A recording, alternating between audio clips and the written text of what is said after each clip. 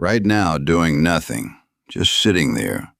One part of your body is quietly eating a fifth of everything you burn. It is not your legs. It is not even your heart. It is the soft, wrinkled blob behind your eyes. Your brain is about 2% of your weight, and it drains around 20% of your energy.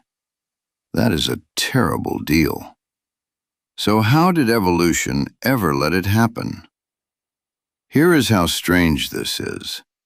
Gram for gram, brain tissue costs your body more than 20 times what muscle costs to keep running. A big brain is like installing a supercomputer inside a tent and then trying to power it with one small campfire. Most animals never pay that bill. A crocodile has survived almost unchanged for over 200 million years with a brain the size of a walnut. Being clever is expensive, and for most of life on Earth, it simply was not worth it.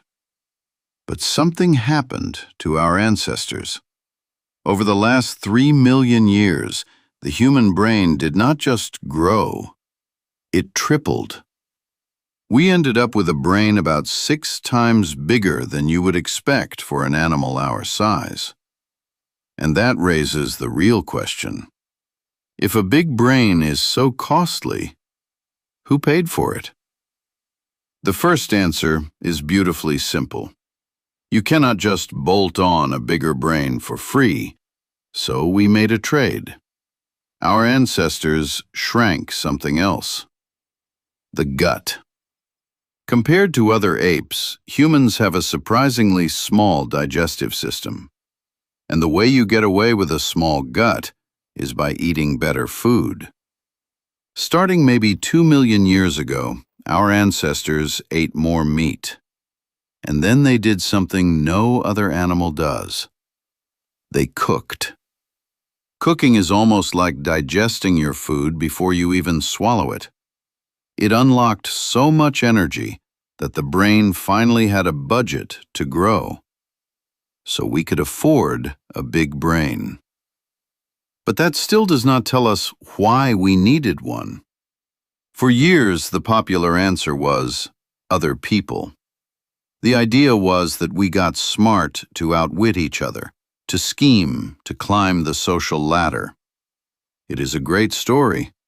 But in 2018, scientists built a mathematical model to actually test it. And the answer caught them off guard. The biggest driver of our brain, around 60% of it, was not outsmarting rivals. It was the plain, physical world. Finding food, remembering where the water was, surviving the cold. Working together mattered too, about 30%. But scheming against each other? Almost nothing. Think about what that means. The mind you are using right now, to read these words, to picture tomorrow, to wonder about your own existence, was not built to win arguments. It was forged by hungry ancestors solving one problem over and over for 3 million years. How to make it to the next day. Your imagination is a survival tool that quietly outgrew its job. You were handed a machine for finding your next meal, and somehow it taught itself to ask why it is here at all.